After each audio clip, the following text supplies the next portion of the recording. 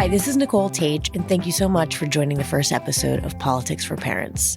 In this episode, I talked to Dr. Semaj and Carla Vanzant, two parents who were frustrated with the lack of high-quality, affordable summer camp options in their community, so they decided to start their own.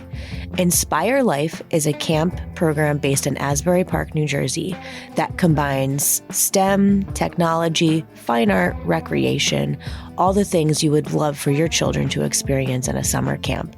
And they have affordable options, and we're going to talk to you all about how you can achieve similar programs in your community. Thank you.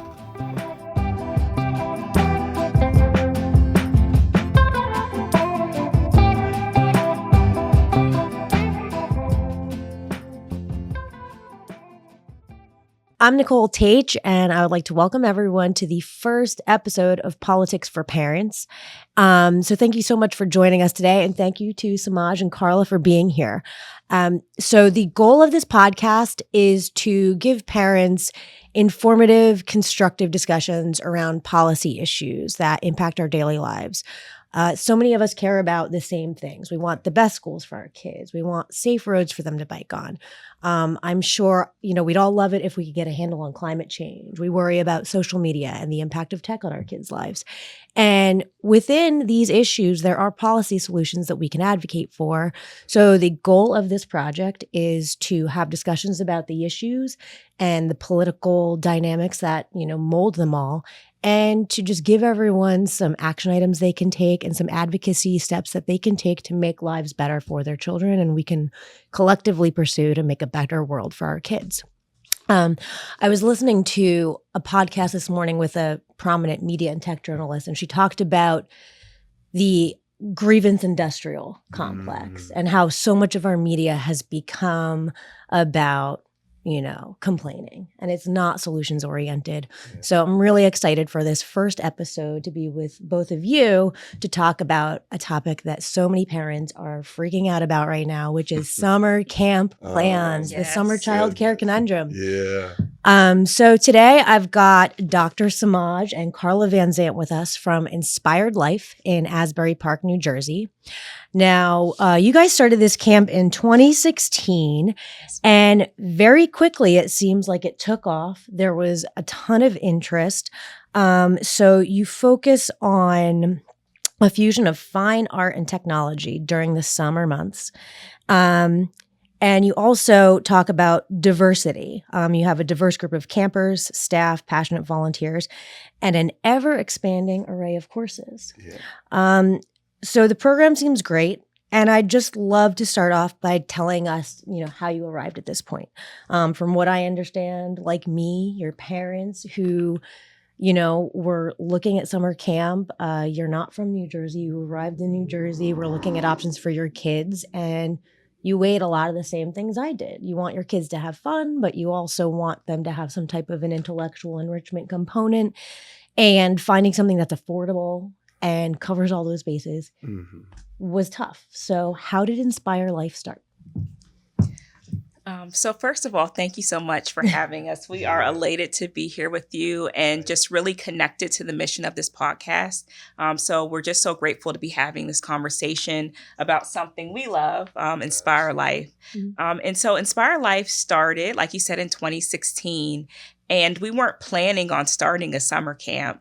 We actually had landed here in New Jersey around that time, and we were really excited about the creative art scene here. We had heard all about it, the musicians and the music and the arts, and so we couldn't wait to participate in that.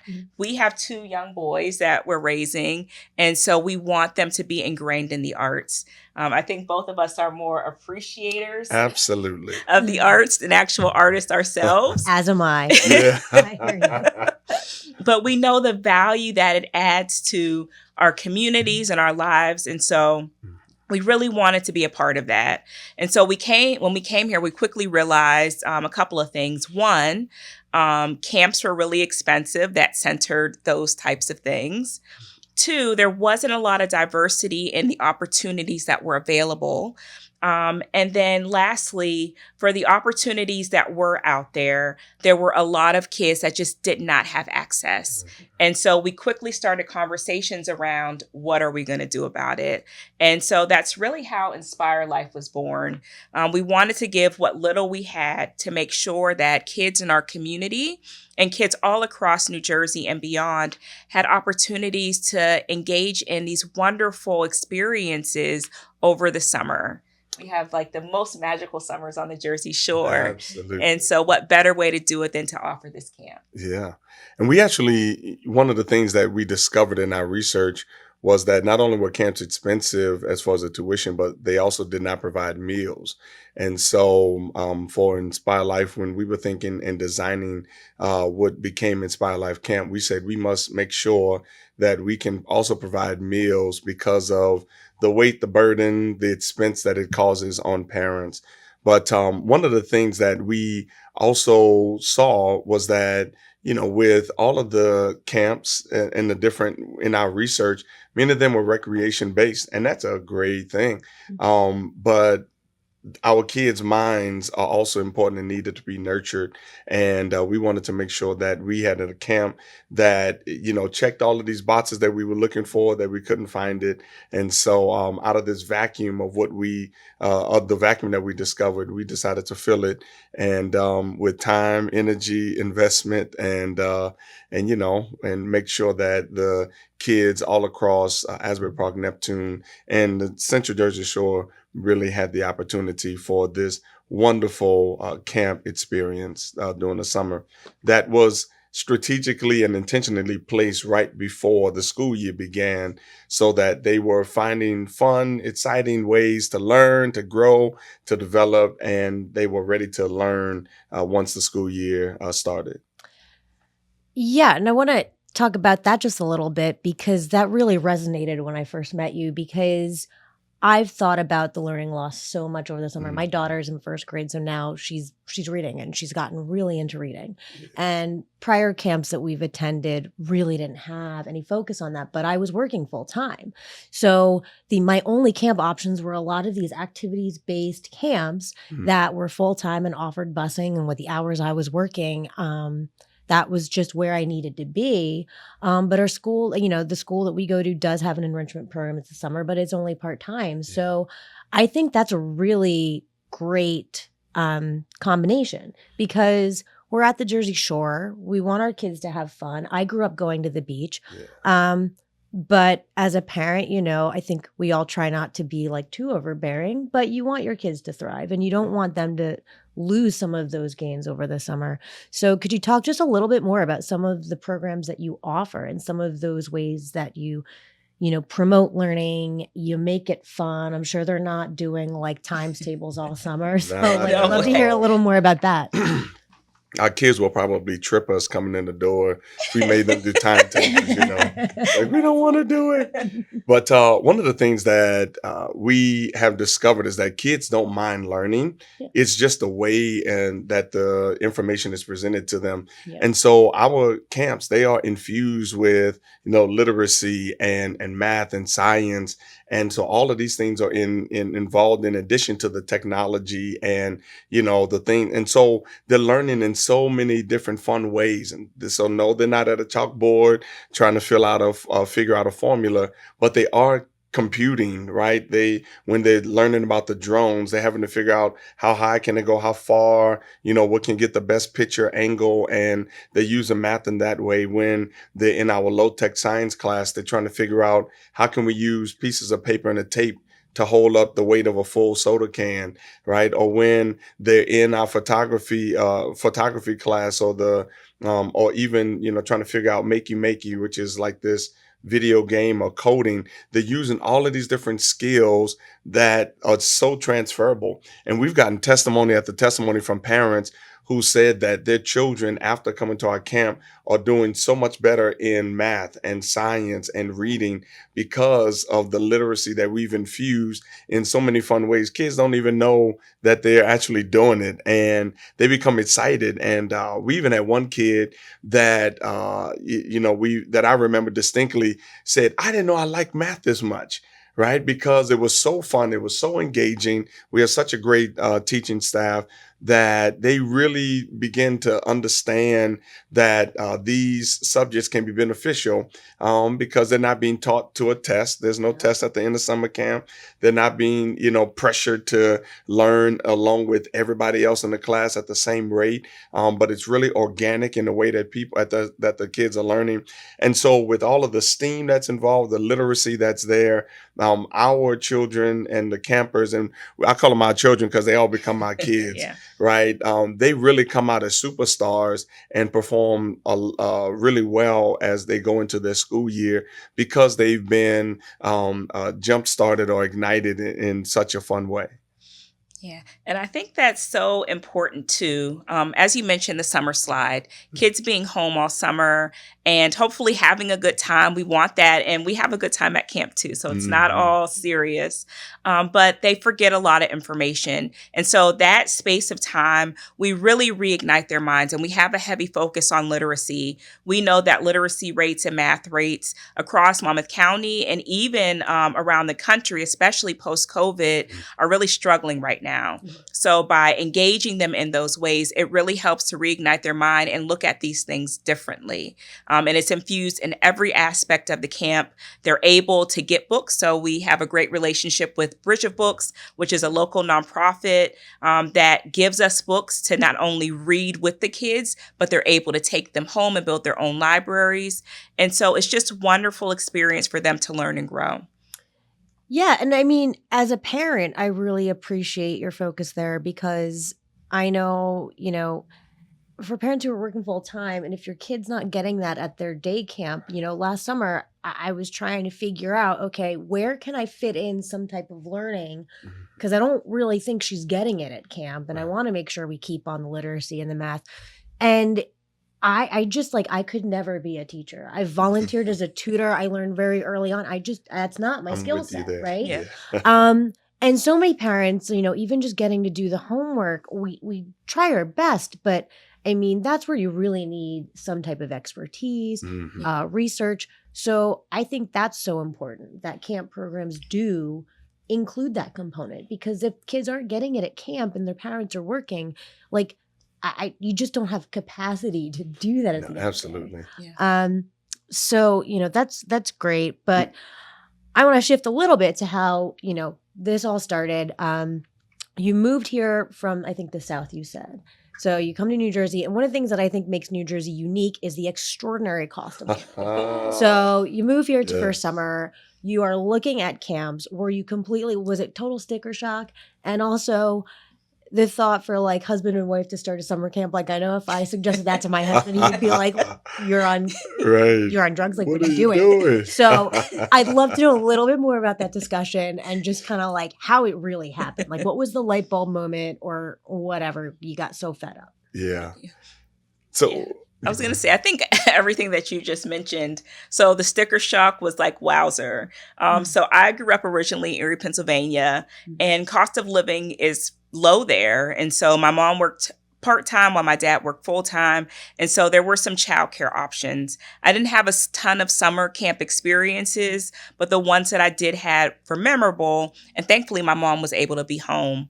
And so I moved from there to Westchester, Pennsylvania, right outside of Philly. When we got married, our first son was born in New York. And then we moved to Oklahoma.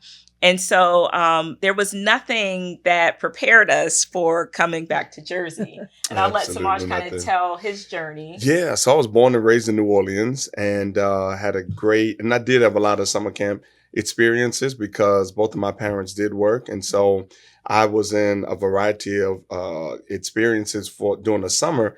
But the wonderful thing is most of them were not recreation camps of sorts. And so I knew what it looked like for kids to have these diverse experiences that were also engaging with their mind. So I went from New Orleans to Erie, Pennsylvania, which is where I met the love of my life. Mm-hmm. And Erie, Pennsylvania, from there went to Princeton.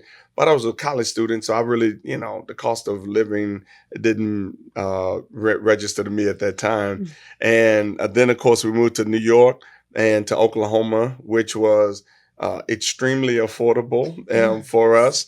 I remember I was bringing in, I think we were bringing in like $1,000 a paycheck. And that was more than enough for us to do for housing, for food, for travel. I mean, it was amazing, and it wasn't that long ago. And then came up here to New Jersey, and we did all of our studies. We did all the calculations and all of the numbers, cost of living. It's 26% higher at that time, and so we're like, okay, we need this amount, and just figuring. And we were like, okay, we figured out how to make it until Carla started making the first phone calls to these summer camps. It's like, yeah, it's $400 a week, and we said a week, You mean for the entire summer? like the whole summer, right? And then you need to bring your lunch. It's not provided. If they want a snack, got to bring that. It's like, well, what are you providing for? It's really just childcare. I mean, so it was, and one of the things that from my experience coming up with the varied exposure that I had in summer camps, and then what we knew we wanted for our children, and what really helped them to tap into their own genius in the freedom of learning. We knew we could not find it, no matter, despite the phone calls, the conversations, the connections that we had. And so we decided at some point we were just on the couch, frustrated. I think, like, you know what? We can't find it. Let's just do it.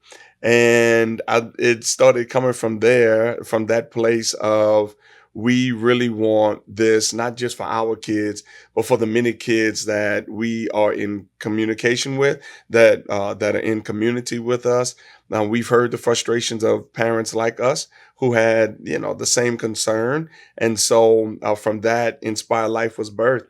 And there was a news report we were watching, and it was talking about this summer slide and the decline, and they talked about how it really is this.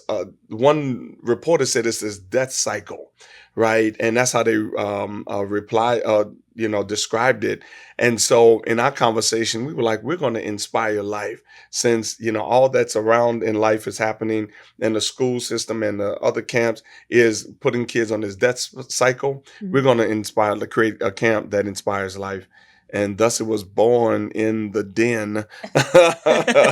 Yeah. Yes. And I think another core tenet of Inspire Life that has been with us from the very beginning is our focus on diversity and inclusion.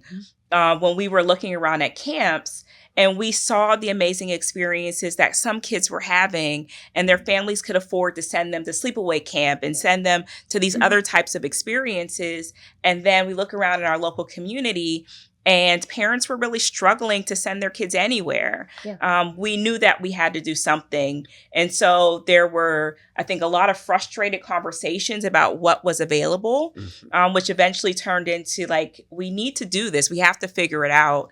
And we had a goal of, okay, well, just serve 20 families, and fingers crossed that many will sign up for our camp. I don't know what to expect here, but let's just see. And we ended up serving 41 families that year.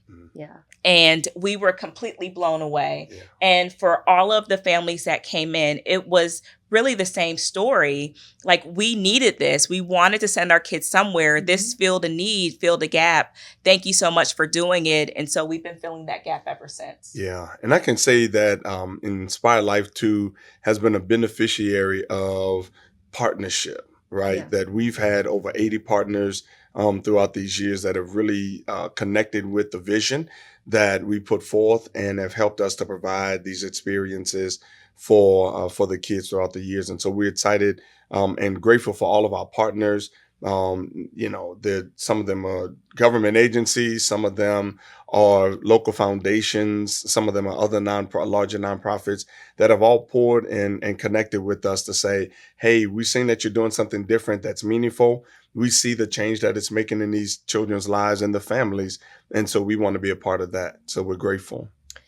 Yeah. And, I mean, it's like, it's striking to me because my children are younger, and I'm just getting into this, like, out of, prior to school years, it's just daycare stuff all around. And once I had to start figuring out summer camp, I mean, it was really, it was so perplexing, because I grew up You know, I had a single working mom. We grew up in Rumson. I mean, we weren't like wealthy, but she had a good job. But she still was raising 2 kids by herself, commuting to the city. My grandparents were able to help, but we belonged to a beach club in Seabright, and she was able to hire a babysitter that, you know, had the driver's license, would take us to the beach, and Nice. you know, we would spend our summers there. I think our town had like a rec camp that we did, but it was like part time, but you know, childcare I think was so much more affordable. I mean, first of all, I looked at the beach clubs. The waiting lists are like 15 years long. Yeah. The cost is astronomical, Wow. especially if you've got both parents working. Yeah. We're like, well, to like justify the cost, we'd have to spend every free minute there. And we also have like chores and things to do. Right. So I was just like, well, my like summer experiences weren't even replicable Yeah. at that point. Yeah. And now living in Red Bank, it's, I think, economically a pretty diverse town. There are so many families that both parents are working, but they may work at nonprofits, or, you know, maybe they work part-time, or maybe the mom doesn't work because, you know, a lot of moms left the workforce during COVID. Mm-hmm. Maybe she doesn't work, but she still needs something for her kids. That's Because right. like, I mean, they deserve to do stuff. So And a mom deserves a break. yes. Amen. So, you know, it really is so important to figure this out because the options are so limited. And I was shocked when I was looking at the options. I'm like, well, this doesn't cover my work time, and this does cover my work time, but it's like a half-hour bus ride away, and it's like $15,000 for Right. the summer. Oh, by the way, the camps also have wait lists too. Yes. They fill Yes. up. The really good ones fill up. Yeah. So, you know, all the thought you put into it and everything you're trying to achieve is wonderful. And I want to talk a little bit about equity too, because you talked about equity. Equity is integral to your programming. And I'm on the Parks and Rec Citizen Advisory Committee here in Red Bank. And one of the things I continue to talk about is like, I don't think we talk often enough about equity through the lens of what children do in their time outside school, especially here in Monmouth County. And especially having grown up where I did, I think there is such a huge disparity between how kids spend their time at school. And in summer, it's just compounded because, right, you've got a couple months where they're not in school at all. That's right. And there are some kids, like you said, that are going to very expensive and, you know, great programs. And there are some kids who just can't afford those programs. And over time, that does have an impact. So I'd love to talk about your focus on equity, how it informs your programming, and what children do in Inspire Life. Yeah, so we have such a diverse range of families at Inspire Life. Our programs really center Black and Brown children and Black and Brown learning or learning about Black and Brown artists, but they're open to everyone. And there's so many families who say, you know, during the school year, we don't really have a diversity in the curriculum. I want my kids to have a different experience in the summer. And we provide that different. We really focus in on factual history.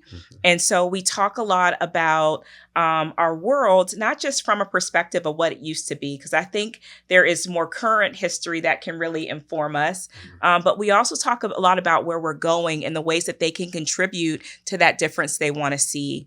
And so through our work, we do focus a lot on diversity. So our camps are diverse from a socioeconomic, gender, race perspective, and more ability perspective. But in addition to that type of equity, we also are a very inclusive camp. And we spend a lot of time, including our campers in these conversations, talking about what it means to build a camp where everyone can feel like they belong. And so we have a lot of those conversations from a board perspective. Our board is very diverse intentionally to make sure that the decisions that are made consider all parties. And then we bring those back to the kids themselves. And it really informs the way that we run our camp. And I think that's such an important element when so many organizations are talking about being diverse. Well, yeah, you may have people from different backgrounds in the room, but if they're just in the room, does that really make the impact that you want to make? And so our focus on inclusion and belonging really creates that safe space for our campers to come and belong. Absolutely. And when you think about, right, equality is saying that we're going to give everybody, you know, the same thing. But equity says that we're going to give each person what they need so that they can all achieve the same thing.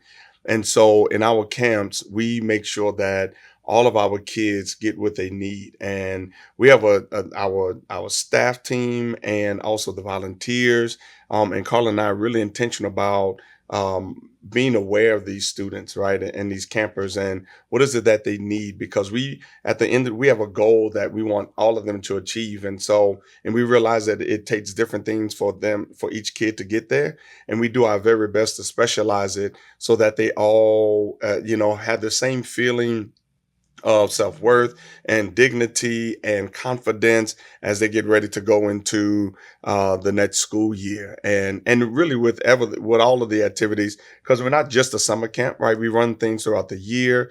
We have exposure opportunities, we have cultural experiences, we have a winter break, a spring break, fall break in different years. And so there's just so much that we do, but we always have a goal of how do we allow these campers to feel empowered and to feel, that they really sense in a positive way their self-worth and dignity, and that they learn, right? And that they're growing in some type of way, and they have a new experience to talk about. It means something when these youth can go back to school the next year and when everybody's asking, what did you do for the summer? And they can say, oh, well, I went to Inspire Life Camp and we went to a Broadway show.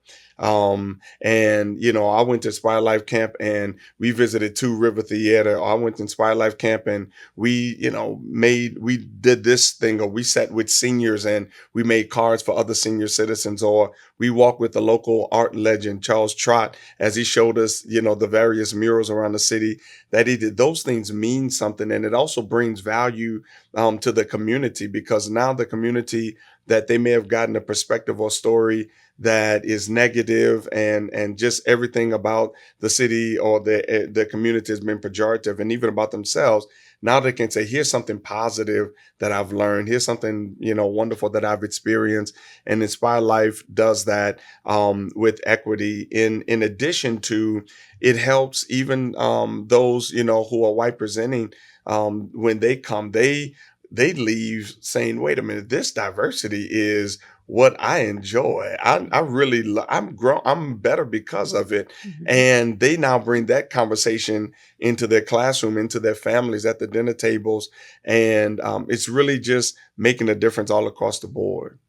Yeah, and I just want to say something about that. A lot of the conversation in the narrative is that white kids can't handle these conversations, or that it's too much to have these conversations. And not just white kids, but all kids. Mm-hmm. We need to be focusing on something else. But when I tell you we have these conversations about Black artists, or about how history can inform our decision making going forward, and how we are better together, the kids are like, wait a second, why don't we talk about this at school? And some of the white presenting children are some of our strongest advocates to say, we have to do something different, because our community is better when we're all working together. And so I think looking at the world through the eyes of a child, they can handle so much more than we give them credit for. And they have this really fresh perspective on what it means to be a member of a community. And when they share that, when they bring that, when they know that, when they have a space where they can fully exist in it, it not only changes their lives, but it changes the lives of their entire family and the world around them. And not only that, I mean, if these conversations are just happening out in the Absolutely. world, right? Like so many topics. If you're not talking to your kids about this, and they're not learning about these things in positive environments, Right. they may get the information from a lesser credible source or Absolutely. something. So I think that's important. And that kind of goes to the issue of diversity. And you say Inspire Life is intentionally diverse. And I think part of that is kind of influenced and achieved by your cost structure. So I'd love to hear a little bit about the cost structure, because I think that's a really great component of your programming too. Yeah, so Inspire Life to attend is $100 a week. We spend a lot of time raising money in order to provide it to a low cost for our families. Mhm. And so we have some families where $100 is affordable and they pay it and they're happy to pay it because what a wonderful deal, right? Yeah. Wonderful. We have other families who $100 is a stretch for them. And so they say, I can pay $25, but I really want to make this investment in my child. And we're like, come on, that's great. Make that investment. We're really proud of that. And then we have some families where $100, $25 is a lot of money for them, and they're not able to pay that amount. And so we have a scholarship program that allows their kids to attend for free. On the other side of that, we tell families what the full cost of a camp like this would actually run. And so we invite families who do have the means, if you're able to, pay the full cost, and that helps us to ensure that other campers can attend. And we have so many families who are excited to pay that amount or raise that amount, because some of our families, they can't pull it out of their own pockets, but they have connections to people that might be able to provide support. And so by doing that, we've created this abundant, beloved, beautiful community. It's a village. Yes, where everybody gets to come together and everybody benefits from the beauty that exists there. And what is the cost to you guys to provide? Because I think that's a good number to know. So it's $450 per week. Yeah, and you're able to offer it for $100. For $100, thanks to our generous donors Yeah. and the partners that we've been able to partner with. And one of the things I think that's important that goes along with what Carla was saying is that nobody knows who, which kid is scholarship, which kid is paying what, right? And the question's not even raised. I don't think anybody even raises that question. Our treasurer, they know, but they don't, that is not we just want kids to be present. We want the parents to be there, to have, the pride of dropping their kids off for summer camp and picking them up. Nobody's like, oh, we know that, oh, you're part of the scholarship bunch. There's no special color. We're not tracking kids in any type of way. And it really goes a long way because to creating this community, or like how you said, this village, right, that they enter into, and they are able to be full members from the beginning. Right, they don't have to earn anything. They're not trying to prove anything, but they're full members from the beginning, and that means a lot. And I mean, be great for as these children grow up, maybe they'll be able to give back and Absolutely. give to the next generation of Inspire Life. Yeah, well, I think our replacements are already planning. We have a core group that grows every single year of campers who say, when you all are done, and I don't know if that's when we make the decision or when they decide for us, but they plan on taking over and taking it to the next level. I have no doubt that they're going to just blow our minds with what they come up with. Well, if they want to come on the podcast, please tell them they're welcome. Yeah. But yeah, I mean, I think that's wonderful. And then that gets to, the future of Inspire Life. So I know right now you guys are kind of offering gap camps, as you say. Mm-hmm. So summer camp is in August when rec camps have ended, but school's not yet started. And you offer, fall, winter, spring break camps. Mm-hmm. So what would you like to grow into? Do you think you want to stay in the gap model? Do you want to grow to a full summer program? What would the ideal future for you guys be with Inspire Life? So the future, I'll talk about a couple of things and then I'll kick it over to you, Semaj. The future is definitely being able to offer year-round programming and summer-long programming. Mm-hmm. So right now, depending on the funds that we raise, we can run anywhere from 2 to 4 weeks of camps in the summer. And like you mentioned, intentionally after the recreation camps have ended. But we would love to be able to offer this experience all throughout the summer and even extend beyond that. We really have our heart set on, and we know that we're going to get there sooner, hopefully, rather than later, to be able to offer these programs year-round in an after-school format. One step that we've made in that direction already, we have this program that we are piloting called the Creators Lab.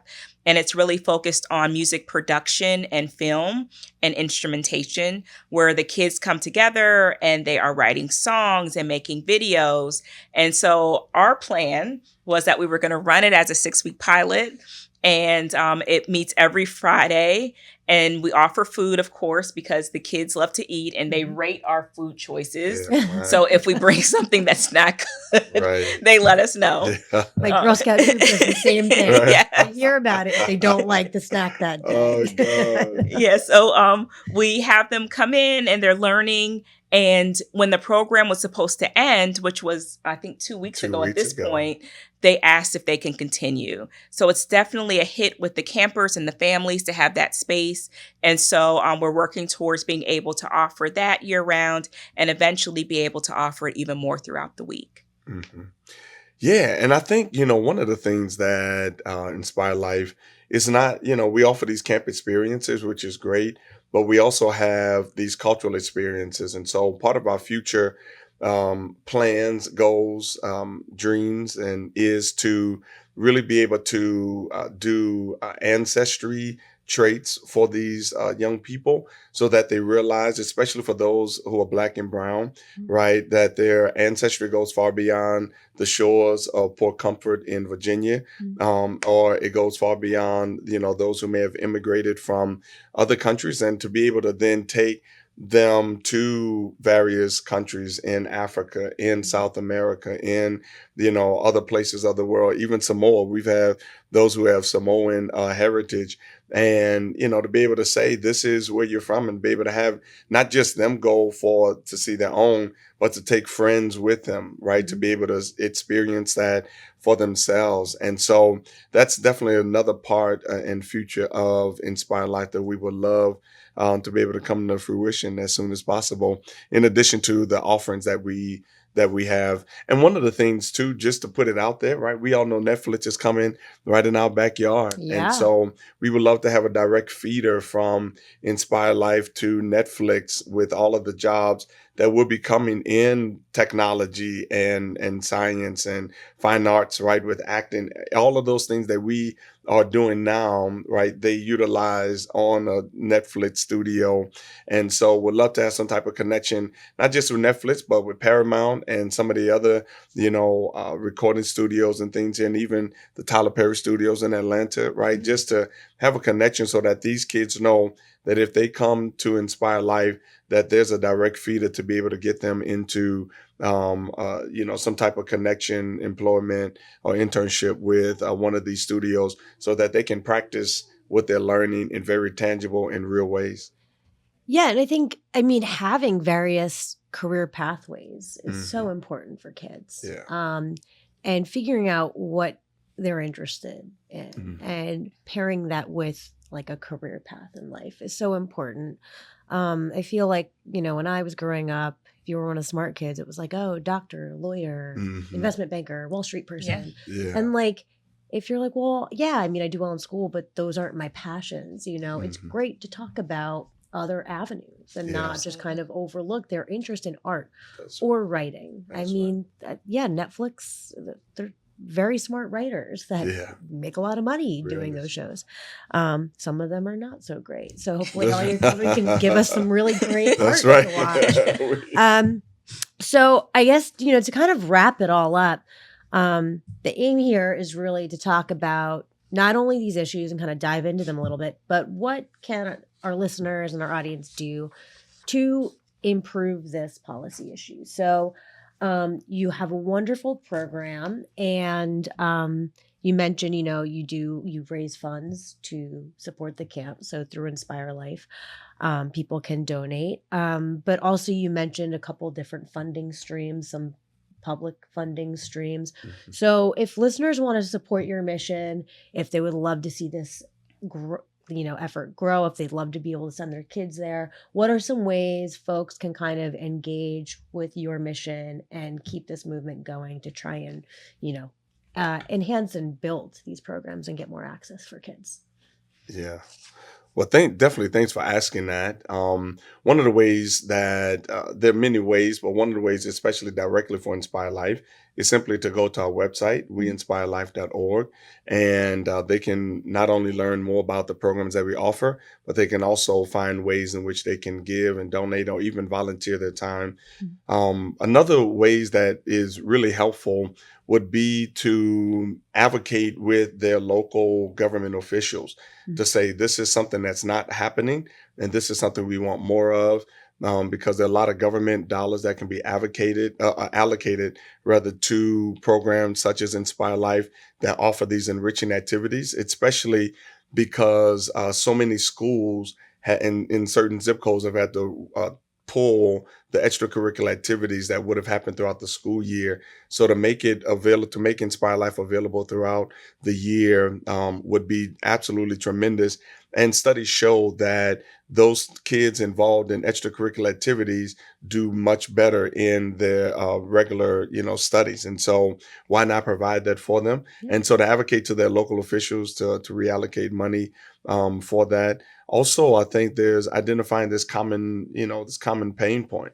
And we really appreciate you, Nicole, calling and saying, listen, and we got to talk and realize we're in the same place. And we, with these kids, we got to provide a place for them to learn and grow during the summer. We don't want the summer slide, right? And I think as parents talk, that they'll find out that more of us are in the same place. Now, no matter what your socioeconomic status or race or gender is, that we're in the same place when it comes to raising these children in New Jersey and really around the country. And so how can we then band together? And I think this podcast is a wonderful way to be able to do that and to be able to solidify voices and to empower people to take action. And so I think, those are definitely some solid ways. And I know Carla has some other ideas. Yeah, I know it's exhausting raising kids. They need so much. They require so much of our time and our effort. And sometimes things like politics seem like just another thing. And I am not a highly political person by any stretch of the imagination, but I realize the impact that it has on individuals and on families. And so I think it's important that as much as possible, we find ways to engage. I think there are two big initiatives that people can start putting their minds to and put their eyes to. One is universal pre-K. New Jersey has a lot of conversations happening around that now. What do you think that means for you and for your family and for your children and the generations to come? I think engaging in those conversations is a great step. And also around universal after school. I think there are states around us, actually not I think, I know there are states around us who are investing a lot of money into after school programming because school hours are already difficult. I have friends their kids go to school at like 7 or 7:30 and they're out at like 2 or 2:30 and the workday doesn't end until 5 o'clock for somebody with a traditional job, not counting commuting or any of the other things. And so after school programming is definitely necessary, but New Jersey is really lagging behind in our investment into quality after school programming. So that is another area that would allow parents to really get involved and engaged, and it has a direct impact on them and so many around them. So I encourage parents and families to start there. But advocacy can also happen in small ways. So just having those conversations, well, what do you think about this? And what do you think about that? You'll find that you don't agree with everybody, and that's okay. But I think when you can weed out the disagreement and get down to the core issues, you realize, well, maybe this is impacting you differently, but it sounds like it's impacting all of us. Yeah. And we need a solution for it. And so I encourage parents to kind of look at politics different. It's not just another thing, even though it really feels that way sometimes. But it can be life-changing for you and for your experience. And so I encourage families as much as possible to get involved, to get their kids involved, because it teaches them some really important skills as well. And I think when we do that as parents, even from different backgrounds, even if we don't agree, we'll see a world that caters more to what our needs are as parents and families. Absolutely. And like I said when we started, I mean, and I hear people in the political space say this so often, we really all agree on certain things and things we want for our kids. Yeah. So that's why it's important here to just take it out of the political context. That's And just like, let's just talk about the issues. That's Yeah. right. I tell parents, I'm like, what's your gripe? Give me a gripe and I will do an episode about it. And Yeah. that's Yeah. the whole point, because when I talk to people that are political, that are not political, that are on this side or that side of the spectrum, I mean, everyone seems to agree that it is hard to raise kids Yes. and nothing's really working. There's That's right. there's not legislation being passed that helps us. Mm. Things aren't really moving in a good direction, it seems. It's just getting harder. And I was talking to an older gentleman a few weeks ago from New Orleans, an older man, older. And he said to me, he's like, I think things in this country, they really started to go south when women entered the workforce, because my. then women weren't home with the kids and kids need their parents. And I said, I'm going to reframe that for you. I said, I see what you mean. Our children do need parental support and need care. But I was like, I think the problem is that the workforce and the corporate structure never really adjusted to working women and That's to right. families. We've never prioritized parenting as a society. That's right. Yeah. So the school day doesn't align with the work day, Yes. and summer camp isn't really affordable, and aftercare programs have not been. We haven't made the investment so that both parents can work. Yet inflation and the cost of living demands that both parents work. Absolutely. And there have not been enough investments in the infrastructure needed to support, That's right. So anyway, this has been great. So I really look forward to seeing what happens with Inspire Life in the future. Yeah. I hope, you get a lot of inbound inquiries after this. For anyone who wants to, keep this discussion going, I encourage you not to turn off this podcast and just go about your daily lives. Go to Inspire Life's website, and you can keep in touch with our podcast. You can get show notes and resources to continue to engage through amplifyinc.org/politics for parents. Or you can follow on Instagram, Politics for Parents. That's a number 4, not FOR. And, we look forward to continuing, future discussions and really reshaping, I think, civic discourse for parents. Yes. Thank you. Awesome.